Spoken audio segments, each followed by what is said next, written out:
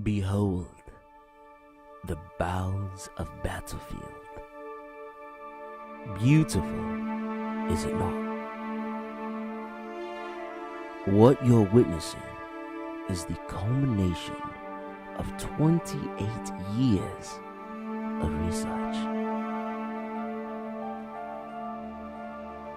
And we are its beneficiaries. We owe a great deal to those that come before us, bringing us this great gift. And so, as competitors, we should play the game to the best of our abilities. And that's why I'm here, to show you how to play the neutral in its simplest forms. Let's get started.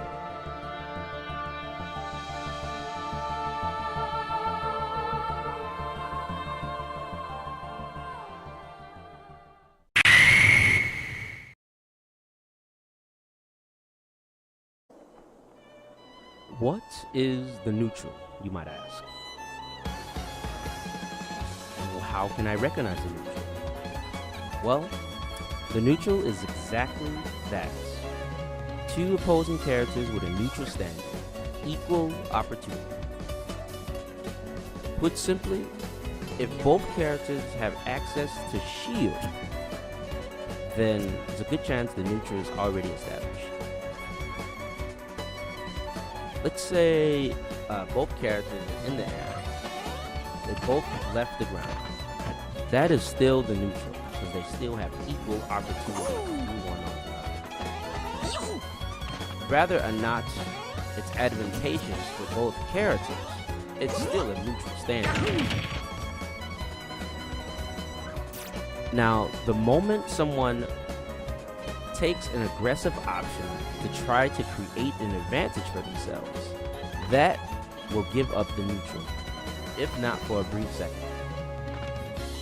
Whether they're successful or not will determine if they're going to be an advantage or a disadvantage. So Mario jumps and he gets the grab. He's now in advantage. Mario jumps and he whiffs the grab. Then it's up to your opponent if you're going to be a disadvantage or not. Completely up to your opponent to take advantage that you have missed yours.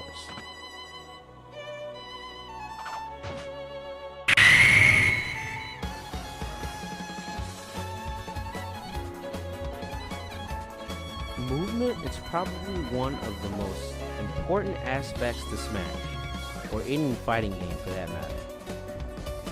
But it's also the most underrated.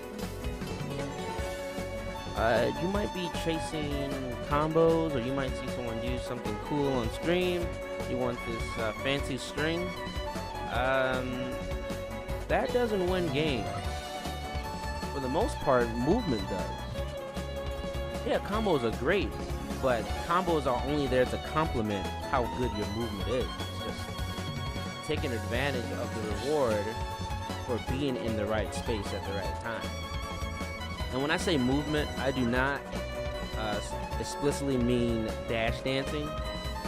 Dash dancing is fine, and I use it myself a lot, but dash dancing is not something for any beginner or even mid-level player should be trying to use until you have a real understanding of spacing and your character and what they can do.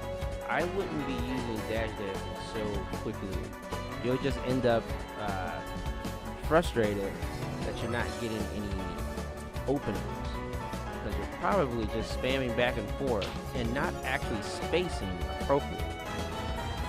Now, what I'm talking about movement, I'm talking about the simple stuff. I'm talking about ducking, crouching, foxtrotting. That's more useful than dash dancing. Because dash dancing, it's faster than most people want to admit that they can control, And most of the time, people lose track of where they are and they get smacked. So stay away from dash dancing if you're a new player, and focus on foxtrotting, focus on walking, focus on slow walking, focus on short hops, full hops, and fast falls. These are the important keys to movement. And on top of a good combo game, you could be a deadly player. You can't be lazy when it comes to moving. If you're lazy moving around, you're going to eventually get caught up. And everyone gets lazy every once in a while. You got to be patient. Wait for your shots.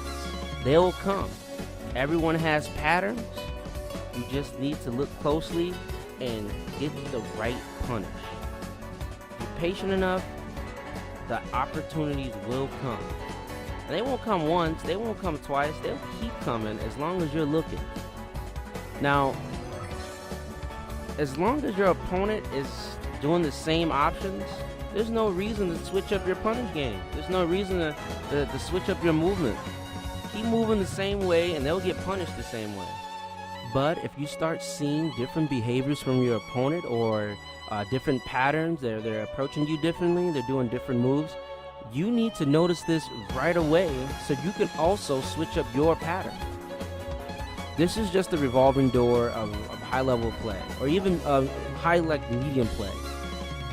This is something you need to look out for. Projectiles. They're extremely annoying, and even can be hard to deal with at times. But with the proper movement, you can get around projectiles pretty fairly. But sometimes just getting around isn't enough. Sometimes the projectiles are just too oppressive. This is where perfect shields come in, or parrying now in this game. If you release your shield 5 frames before the projectile gets to you, you can shield it without any shield damage. You don't put your opponent in any hit stun or anything like you would do with a regular hit, but you do avoid getting shield broken if that were to happen. And that's about all I really have to say on the neutral without things getting too complex. If you liked anything at all about the video, please leave a comment below. Like the video and please subscribe. If you liked this new format I'm trying out, let me know. There will be different formats like this down the road as I am testing things out. But like always, you have yourself a damned good one.